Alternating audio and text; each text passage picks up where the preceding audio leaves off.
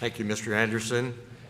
Gracias, señor Anderson, y saludos de costa a costa, de frontera a frontera y más allá, porque ese es el perfil de nuestra audiencia hoy. Durante los últimos 50 días, hermanos, hemos estado enfocando nuestra atención en la fiesta de Pentecostés, mientras continuamos con nuestro repaso anual del plan y propósito de Dios para la humanidad. En este día santo anual, hace casi 2000 años aproximadamente, 120 personas que habían seguido a Jesús a lo largo de su ministerio se reunieron para recibir el auxilio prometido, el Espíritu Santo.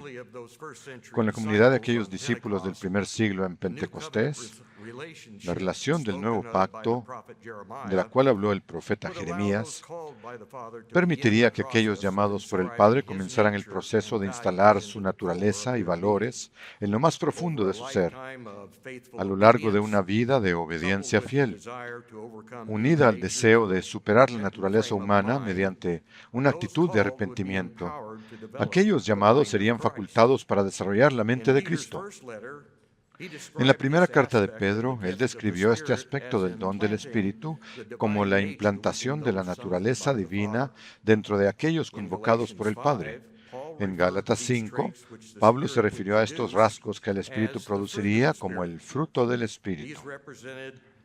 Estos representaban o representan atributos que describen las cualidades esenciales del carácter del Padre cuando son practicados por una mente guiada por el Espíritu. Vamos a Gálatas 5:22. Gálatas 5:22. Lo leeré de la Nueva Traducción Viviente. Dice, pero el fruto del Espíritu es amor, gozo, paz, paciencia, amabilidad, bondad, fidelidad, mansedumbre y dominio propio.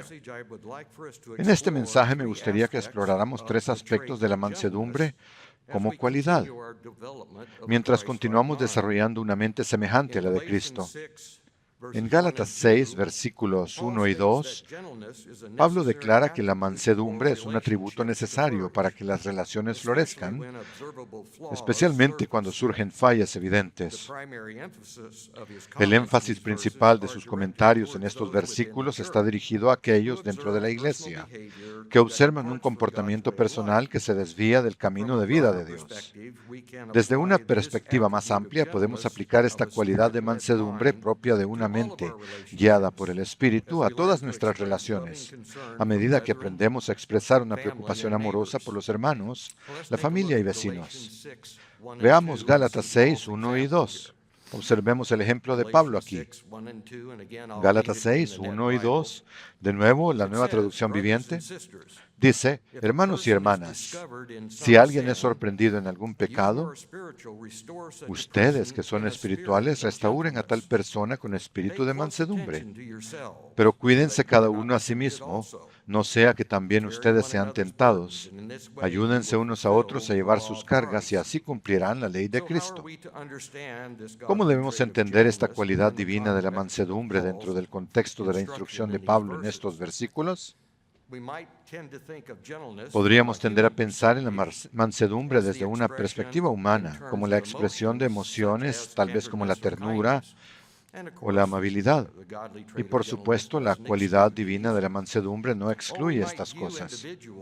O podríamos imaginar individuos, quizá tenemos una imagen mental de personas que poseían esta característica de la mansedumbre. Cuando los conocimos, como personas apacibles, tal vez reservadas o reticentes, quizás carentes de fuerza de carácter para actuar adecuadamente en situaciones difíciles. Pero la aplicación bíblica de la mansedumbre que Pablo está describiendo, tiene un significado y una dedicación más profundos, porque expresa un aspecto vital del carácter del Padre que estamos llamados a imitar. Un comentario señaló que Prautes, su transliteración al español es Prautes, la palabra griega traducida como mansedumbre, transmite la idea de una persona que somete su fuerza en favor de otros desde una postura de humildad, lo cual nos lleva a nuestro primer punto. La mansedumbre se muestra en la sabiduría de la humildad. La mansedumbre se demuestra en la sabiduría de la humildad. En estos versículos, Pablo dirige nuestra atención hacia la conexión entre el atributo de la mansedumbre, la madurez espiritual y el resultado deseado de la restauración de la relación de una persona con el Padre. Aunque Pablo menciona primero la restauración, la mansedumbre, una cualidad del Espíritu Santo, es descrita como un elemento necesario para sanar una relación dañada. En la parte final del versículo 1, Pablo nos advierte que prestemos mucha atención a nosotros mismos para que no seamos también tentados. Este consejo se da para que podamos evitar los peligros personales del pecado, como la autojusticia, el orgullo espiritual, el espíritu de juicio o la condenación.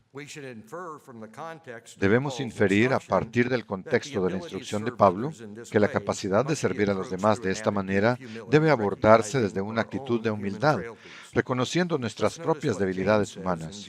Observemos lo que dice Santiago en Santiago 3:13. Santiago 3:13. ¿Quién es sabio y entendido entre ustedes?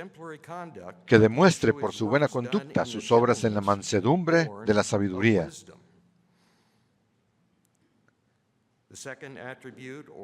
El segundo atributo o aspecto de la mansedumbre es el siguiente. Nuestra expresión de mansedumbre requiere una madurez espiritual creciente. Nuestra expresión de mansedumbre requiere una madurez espiritual creciente. Dado que en este ejemplo se involucra el pecado, la necesidad de una aplicación madura del camino de vida de Dios se destaca como un aspecto importante en el proceso de restaurar las relaciones. Pablo advierte a aquellos que observan conductas personales que no reflejan el estándar de Dios, que apliquen una actitud de mansedumbre al procurar ayudar a otros a reconstruir esa relación dañada. En Gálatas 6:1, Pablo dice, si alguien es sorprendido en algún pecado, ustedes que son espirituales, restauren a tal persona con espíritu de mansedumbre. El sentido del griego en esta sección enfatiza que la transgresión mencionada por Pablo no es de carácter habitual, sino que el texto griego revela que el individuo fue sorprendido o vencido por una falta no reconocida. Una falta no reconocida. También debemos inferir de la instrucción de Pablo que, si asumimos esta responsabilidad, debemos resguardar la naturaleza confidencial de nuestras conversaciones, preservando la reputación del individuo. Una expresión de mansedumbre es de suma importancia en la restauración de una relación dañada. Esto se aplica a la plenitud espiritual con el Padre, a relaciones tensas entre hermanos, dentro de las familias o con nuestros vecinos. Observemos Efesios 4, versículos 1 al 3. Efesios 4, del 1 al 3. Lo leeré de la nueva versión estándar revisada. Pablo dice, yo pues, prisionero en el Señor, les ruego que vivan de una manera digna del llamamiento con que han sido llamados, con toda humildad y mansedumbre, con paciencia, soportándose unos a otros en amor, procurando mantener la unidad del Espíritu en el vínculo de la paz. Y por supuesto, esto está dirigido a la iglesia, pero la aplicación de los principios involucrados puede extenderse a aquellos fuera de la iglesia, familias, amigos, conocidos, etc. Esto nos lleva al punto número 3.